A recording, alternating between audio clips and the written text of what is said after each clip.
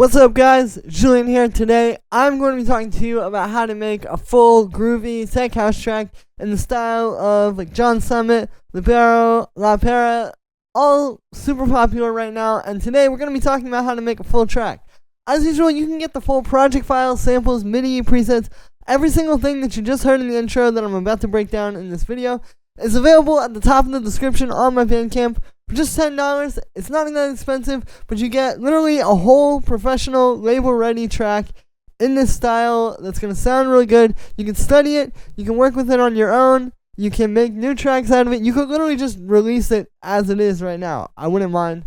But yeah, link to that is at the top of the description. Really helps support me, plus you get the best template out there on the market right now for tech house. So yeah, thank you so much for the support, guys, and let's dive in. So we're at 128 BPM. First thing we have up here is going to be the low end.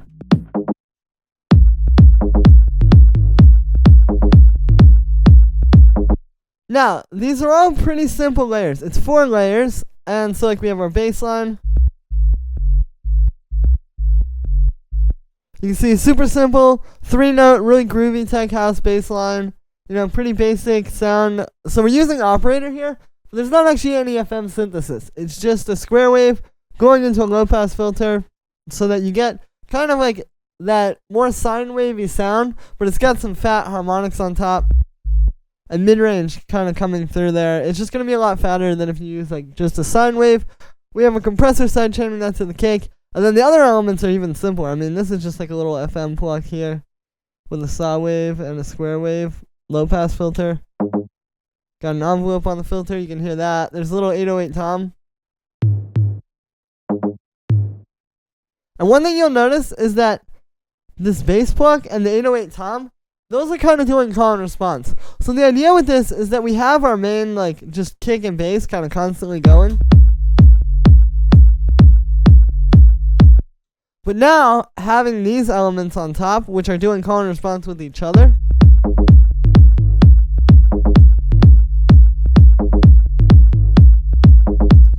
you can hear, yeah, it just adds like an element to the groove that really brings it to life. And this isn't about having like a magical bass kick mixing plugin or about like, you know, having the perfect sample pack or anything like that. This is just simple like knowing how to arrange elements to create a really good groove. So we've got those. And then on the groove here, the only processing that we have, I'll also show you the kick really quick. The kick is really simple. I just have actually a little bit of a high end boost on that just to bring out a little bit more of the like clicky high end in the kick. But yeah, then on the groove here, we just have a high pass filter, which isn't on for most of the track. But you can see that's just like in the transitions. You know, we're kind of using that to like build some tension because you have like no bass. And then it hits really hard when the bass comes back. But other than that, it's no processing on the group. You really don't need much else other than just having these elements sound really good on their own, and then they come together and make something really good as a group. Then we have the percussion.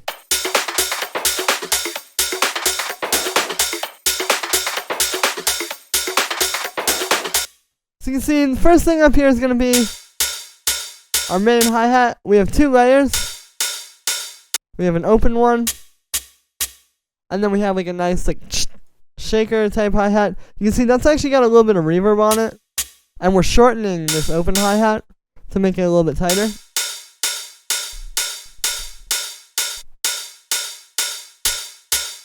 Then we have our clap and snare.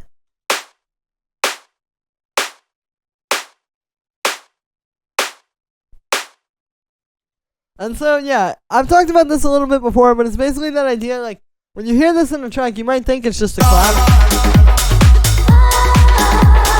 But if you take out that snare, it's a lot less powerful. Right, so using just the clap is actually going to make things like, it's just not going to work as well. So the snare adds that like, to really give the sound some body.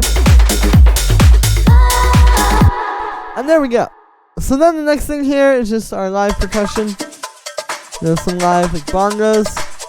Kind of brings a more organic element into the track, which is really important with this style. You know, a lot of people were asking like how to get that deep percussive sort of, especially like La Pera and Libero this is a big part of it. Is just having like that live element in there with the programmed stuff, and you're putting those things together, and that's what's gonna bring it to life.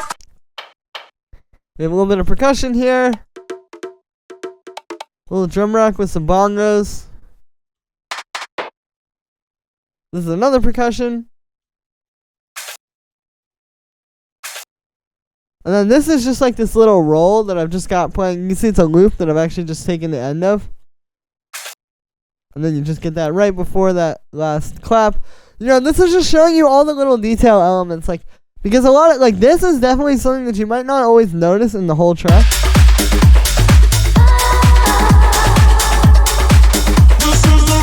But it makes a big difference to have that kind of stuff. And then we have just some more live percussion there. And then just a little tiny bit more percussion at the end to tie it all together. And then on the groove here, so kind of same deal as the low end bus. You know, if you have really good elements and they're all just sounding good on their own and they're playing side by side, you don't need that extra like saturation or compression on the group. And with this percussion and with the low end, it's important not to do that, because I've done that a lot in the past. You guys have seen me do it on the channel actually. And the problem is that a lot of times your track is just it's gonna have that punch, but it's gonna be a little bit too like crunchy. You know, you're gonna have this like kind of weird, almost like overtone to everything of crunch, so to speak. And so yeah, just keeping this like as dry as possible is really best.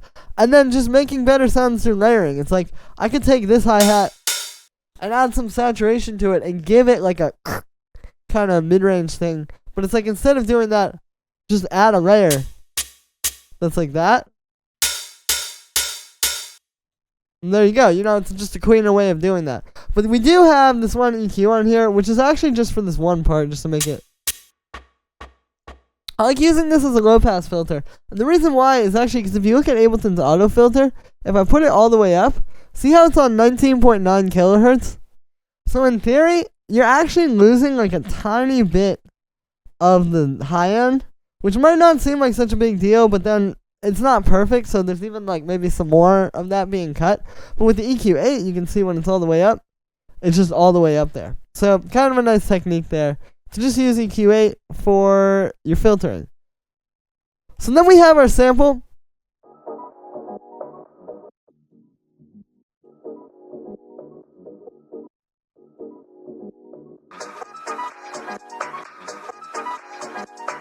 So you can see, yeah, I'm trying to get this more kind of organic sound, and I think when you use these kinds of like samples like this, the key being that it's a sample that has like a lot of life and energy to it in the sample, it just kind of gives you that more organic feel, especially like for this style of stuff, like again, getting to the more organic kind of like groovy stuff. That's kind of the idea there. And what we're doing is we're just taking a bar of this and it's just looping over and over. But that's really all you need, right? It's just a nice little like.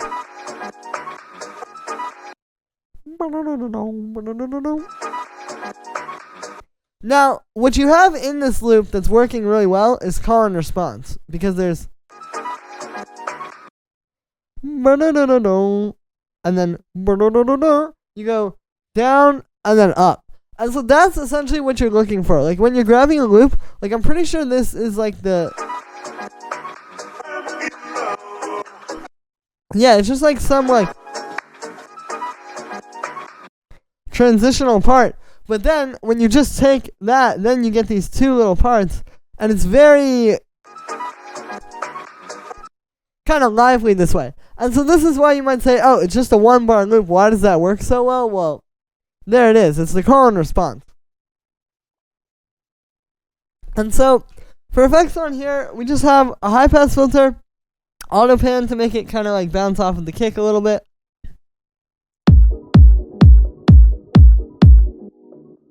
And then the low pass, which you can see is just pretty much automating throughout.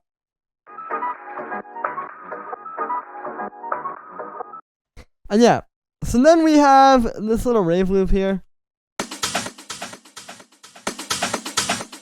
Which though it's just a little like kind of live loop like this that I've chopped up. and then it's going through some delay. Just adds a little like effect, almost like percussive effect in the background in the track.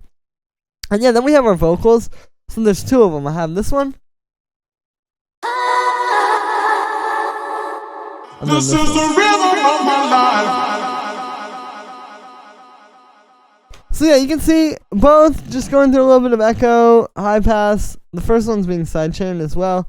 You know, with these, you just want to keep it kind of sparse. It's kind of like with the sample. It's like if you can just find one little thing that can be very memorable and repetitive throughout the track, that's kind of the best thing.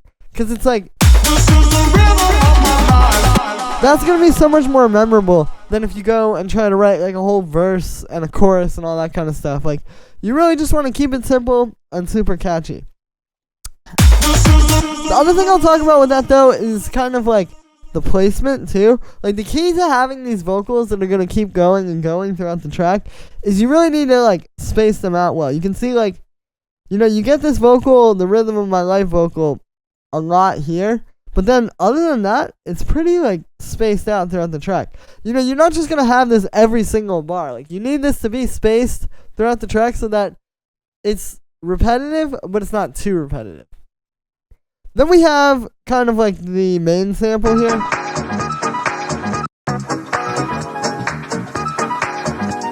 So, yeah, you can see I actually took a little bit of a longer loop for this one part here. But you can see the cool thing here is that this has like a nice, like there's already some drums going on there. So when you combine that with the drums that we do have, you know, it's creating a really nice groove. And that's something you want to keep in mind is like, not just like, are these drums good? Is the sample good? But like, when those are combined together, what does that create? Because you could also have a case where like, maybe the drums and the sample don't blend so well with your drums, and you could have a problem, even if there's cool melodic stuff happening in the sample. So you want to keep that in mind. So I just have this going through this washout rack. Makes it disappear. Also got a high pass on there, which is automating, and then the low pass kind of brings it in. And I like doing the low pass at the end of the build-up too, because it's kind of like we're making this disappear. And then you get the vocal. And it just like opens everything up nicely compared to if you don't have that. You know, it can be a little bit too much right before the drop there. So this just kind of like focuses the track a little bit more on the vocal without making it just completely disappear. And yeah, so then after that, we pretty much just have the effects to the track. So like we have crash. I've got like sweeping stuff. These are all just like a bunch of effects from my definitive track effects packs.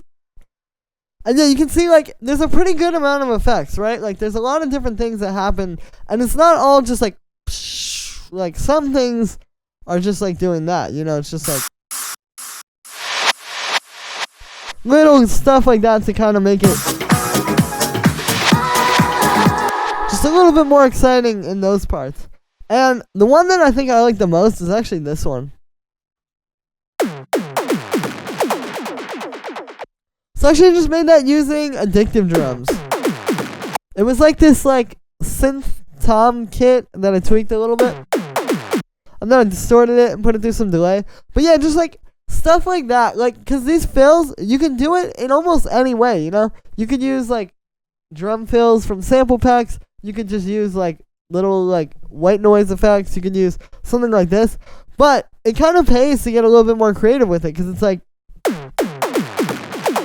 that just makes that part of the track a lot more interesting. So I recommend trying a lot of different things. I mean, almost anything can work for these little background effects. You just need to make sure that it's something that's going to kind of keep the track alive and make it a little bit more exciting for the moment while it's there. And yeah, so